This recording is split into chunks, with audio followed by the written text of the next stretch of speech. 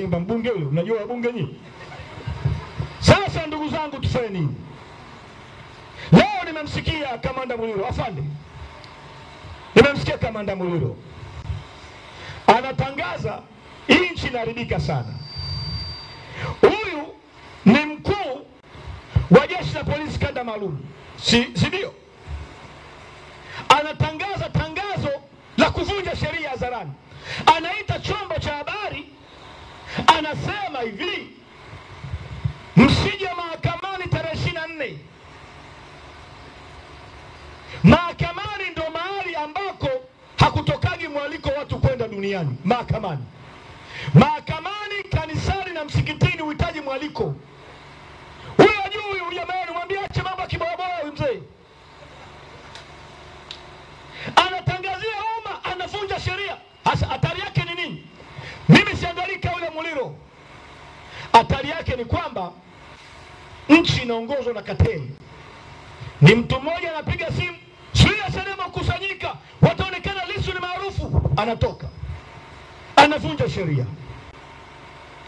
Kwamba ulitarajia kusikia jaji mkuu ametoa statement ya mahakama iseme alichokifanya sio sawa sawa.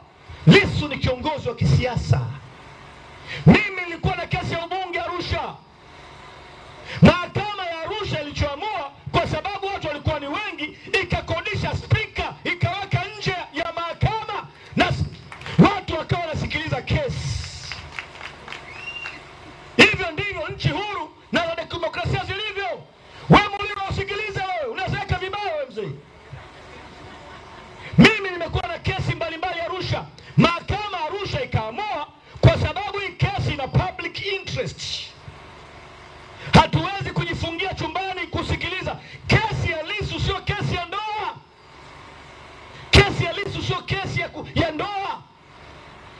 Ni kesi ya public interest. Mmempa kiongozi wa upinzani kesi ya uhaini. Akikutwa na hatia na hiyo kesi mliompa, adhabu yake ni kunyongwa mpaka afe. Sasa nyie kama mna akili, mnachotakiwa kufanya ili dunia isiwashutumu, kwa sababu imeanza kuwashutumu. Leo nimeona ubalozi wa Marekani ukanda wa Afrika wametoa tamko. Magazeti yote makubwa duniani, Washington Post, New York Times, Bloomberg, Reuters, wamelalamika kuhusu kinachotokea Tanzania. Al Jazeera, CNN wanasema Tanzania utawala wa Samia una crack down democracy. Wamempa kiongozi wa upinzani kesi ya uhaini. Sasa kwa sababu serikali hii na Chama cha Mapinduzi ni wapumbavu, wanaona hilo ni jambo dogo. Ndugu zangu, unapompa kiongozi wa upinzani kesi ya upinzani, hati makubwa niliyotaja, Washington Post, New York Times, London Tribune, Bloomberg, Al Jazeera, BBC, Reuters, Toronto Stars, Sydney Today, haya magazeti, hakuna mkurugenzi wa makampuni yoyote makubwa duniani ambaye mezani asubuhi hana ya magazeti. Kuna 1% wa uchumi. Trump kwa matamshi yake na executive order zake, taifa la Marekani limepoteza zaidi juzi kwenye stock market, kwenye soko la hisa. Sasa hawa waoni, lakini kuna watu wamerudi nyuma kuja Tanzania kwa sababu kiongozi wa upinzani kwa chama kikubwa cha upinzani anafikiria masuala ya uhaini katika nchi, wanaua uchumi wa nchi. Rais leo hana jina baya.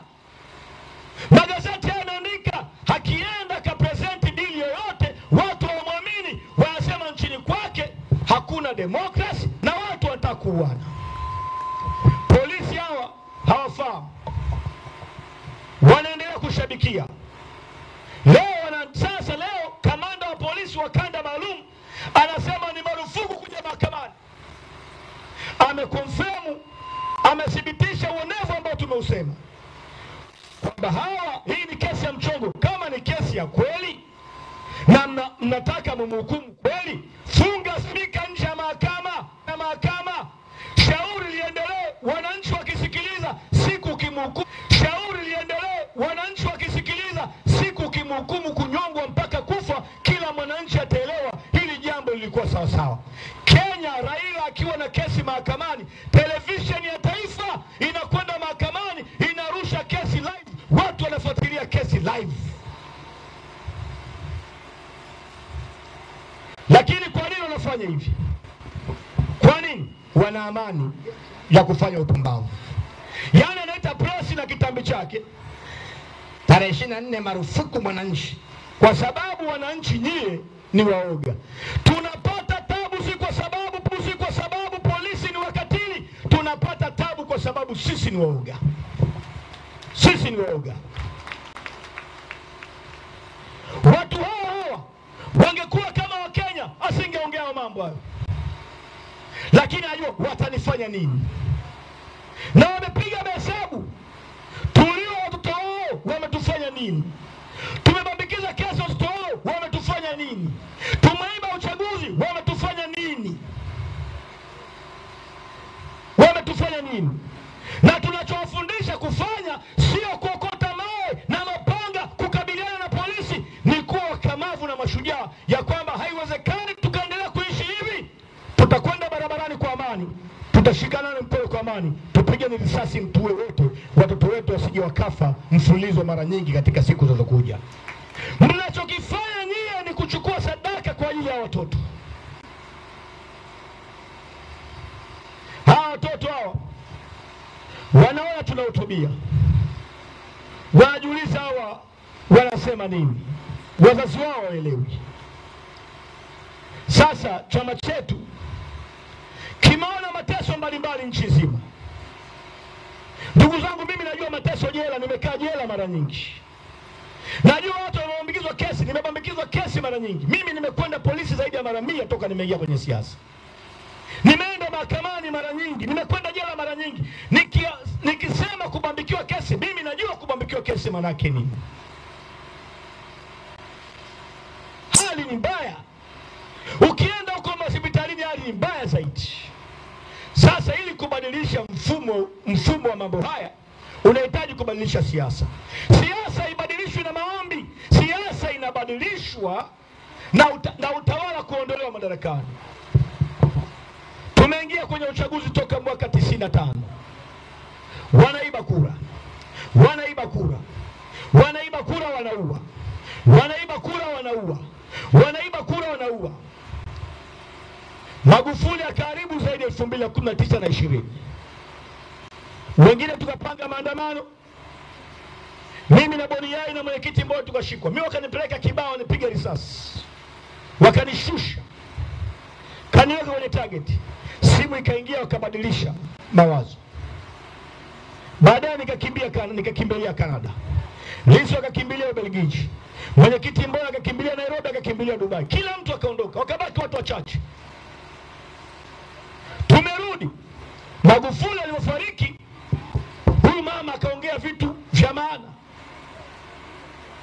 Tukajua mambo yatakuwa sawa sawa. Akasema tusirudi kula tulikokuwa.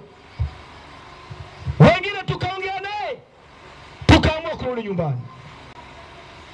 Tumeanza kazi.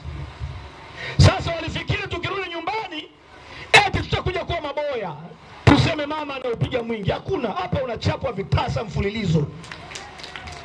Na nasikia CCM wanasema, nilimsikia na yeye anasema wengine, na mimi nimwambia Mheshimiwa Rais Samia, wengine walikuwa nje ya nchi tukawaruhusu kuja. Mheshimiwa Rais, unatakiwa muone aibu watu kuimbia nchi yao.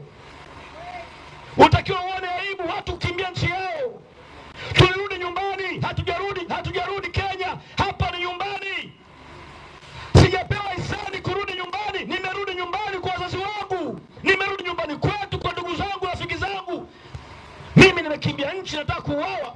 Leo nimerudi, mnataka niwapigie magoti? No, man, no. Tumerudi, tumeanza kupiga vitasa. Wakaanza hawamheshimu mama. Kwanza Samia sio mama yangu, wala sio mama yako. Ni rais wa Jamhuri ya Muungano wa Tanzania.